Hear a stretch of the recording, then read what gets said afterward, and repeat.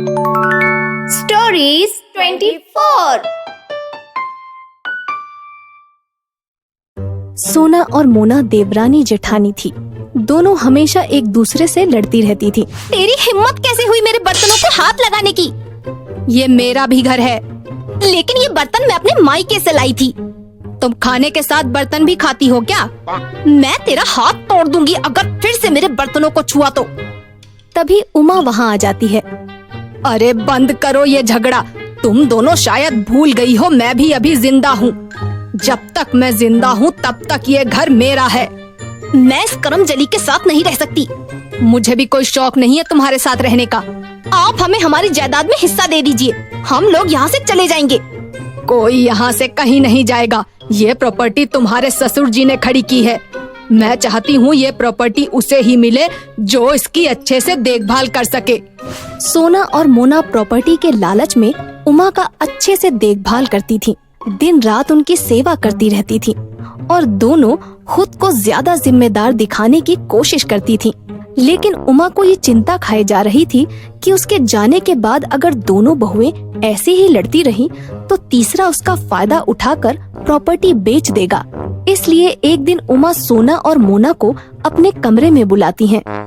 लगता है आज बुढ़िया अपनी प्रॉपर्टी हमारे नाम कर ही देगी। वैसे भी अब कितने दिन बचे हैं इस बुढ़िया के जिंदा रहने में।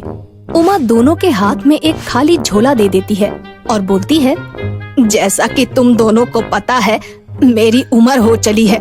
मैं इतनी बड़ी प्रॉपर्टी का ख्याल नहीं रख सकती। इसलिए मैं चाहती हूँ अब से तुम दोनों इसका ख्याल रखो।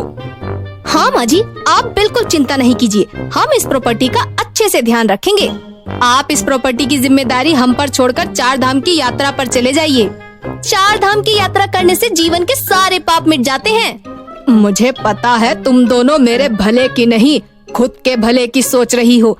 इसके लिए मैंने एक उपाय सोचा है। और वो क्या है? हम आपकी खुशी के लिए कुछ भी करने को तैयार हैं। बताइए क्या उपाय है?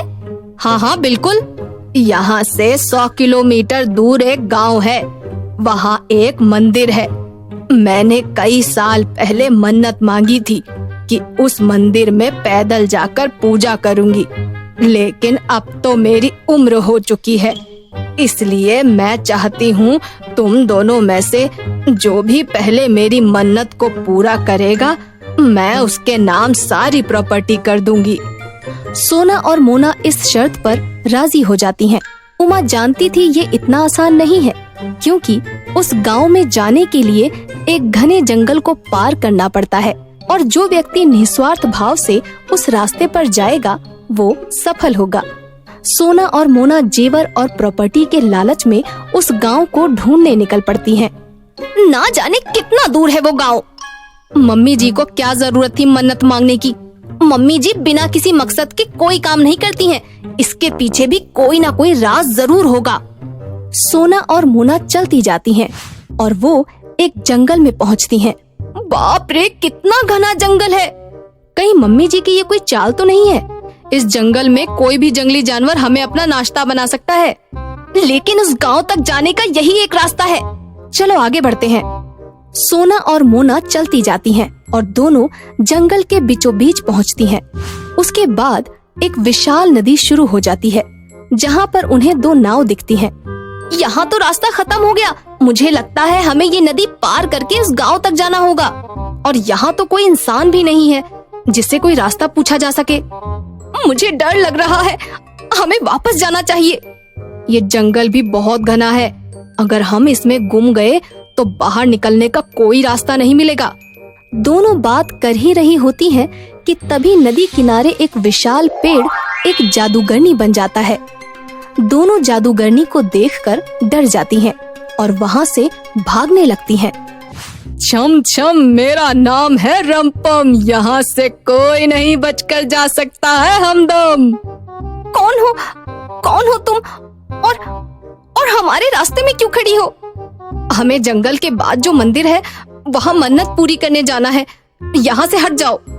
आते कई राहगीर यहाँ सोने चांदी की तलाश में, मिलता है खजाना उन्हें जो सही रास्ता चुने। ऐसे पहेलियां मत बुझाओ, हमें उस खजाने तक जाने का रास्ता बताओ। हमें वो खजाना चाहिए। ये नदी जादुई चीजों से भरी हुई है।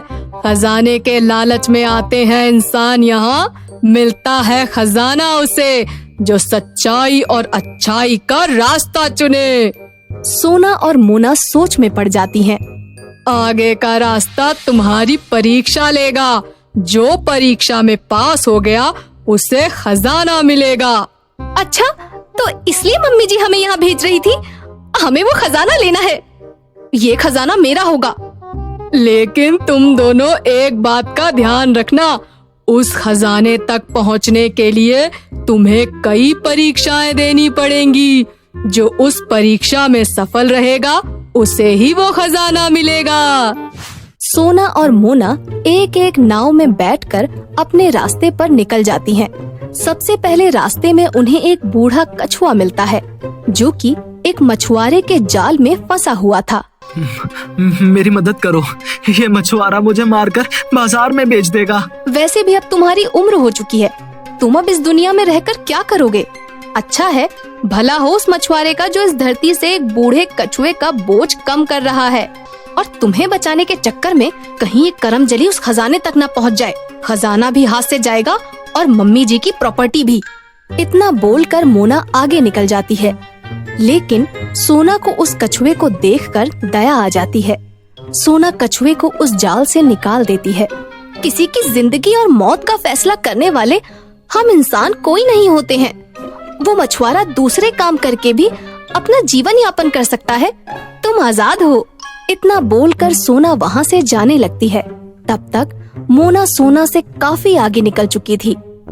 तुमने मेरी जान बचाई है, इसलिए मैं तुम्हें उस खजाने तक पहुंचने का एक शॉर्टकट रास्ता बताता हूँ, जिससे तुम मोना से आगे निकल जाओगी। ठीक है। कछुआ सोना को शॉर्टकट रास्ता बताता है, जिससे सोना मोना से आगे निकल जाती है। आगे जाकर उन्हें एक विशाल मगरमच्छ मिलता है जो कई दिनों से भूखा लग रहा था। मैं आज तुम दोनों को खा जाऊंगा। मुझे बहुत जोर की भूख लगी है। मैं तो दुबली पतली सूखी हड्डी हूँ, मुझे खाकर तुम्हारा पेट नहीं भरेगा। एक काम करो, तुम सोना को खा लो। मैं खजाने की तलाश में जा रही हूँ। मुझे खजाना मिल गया तो आधा खजाना मैं तुम्हें दे दूंगी। मोना अपनी मीठी मीठी बातों में मगरमच्छ को फंसाकर वहाँ से भाग निकलती है। कई दिनों बाद आज मुझे पेट भर खाना मिलेगा। तुम चाहो तो मुझे खा सकते हो। मैं समझती हूँ तुम्हें भूख लगी होगी, और भूख की पीड़ा से बड़ी कोई पीड़ा नहीं होती। मगरमच्छ सोना को खाने ही जा रहा होता है कि सोना अपनी आंखें बंद कर लेती है, और वो जैसे ही आंख खोलती है वो मगरमच्छ गायब हो चुका था। सोना इधर उधर देखती है, लेकिन उसे वो मगरमच्छ कहीं नहीं दिखता। सोना आगे बढ़ जाती है। सोना और मोना दोनों अपने नाव में सवार होकर खजाने की तलाश में अग्रसर थी। तभी उन्हें वहाँ एक विशाल ऑक्टोपस मिलता है।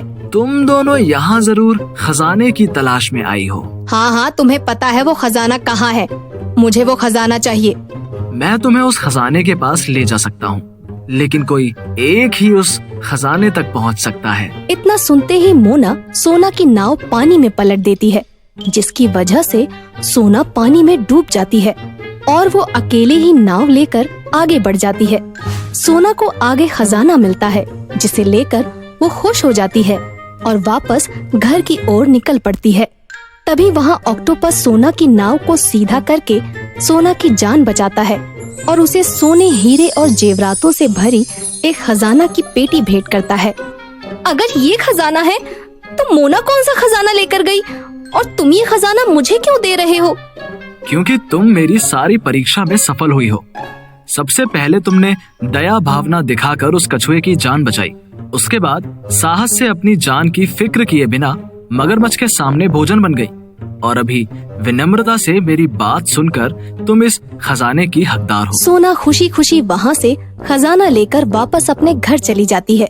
दोनों को खजाना लाते हुए देखकर उमा चौंक जाती है। क्या तुम दोनों ने मन्नत पूरी कर ली? तुम दोनों को खजाना मिल गया? मैंने तो अपनी होशियारी, चालाकी और चालबाजी से ये खजाना हासिल किया है। मुझे ये खजाना एक विशाल ऑक्टोपस ने दिया है। सोना और मोना दोनों अपना खजाना खोलती हैं। मोना के खजाने में बदबूदार कीचड़ निकलता है, जिससे पूरे घर में बदबू फैल जाती है। हाय रे, ये क्या गोबर उठा लाई है तू? जाकर बाहर फेंक कर आओ इस कीचड़ को। सोना के खजाने में कीमती जेवरात निकलते हैं। जेवरात देखकर मोना की आंख फटी की फटी रह जाती है। मैंने इसीलिए तुम दोनों को उस जंगल में भेजा था। तुमने सच्चाई और अच्छाई का साथ दिया है, इसलिए तुम्हें ये खजाना इनाम में मिला है। मुझे माफ कर दीजिए, मुझे अपनी गलती का एहसास हो गया है। मैं आज के बाद कभी भी धोखेबाजी और चालाकी का रास्ता नहीं अपनाऊंगी। उमा और सोना मोना को माफ कर देते हैं।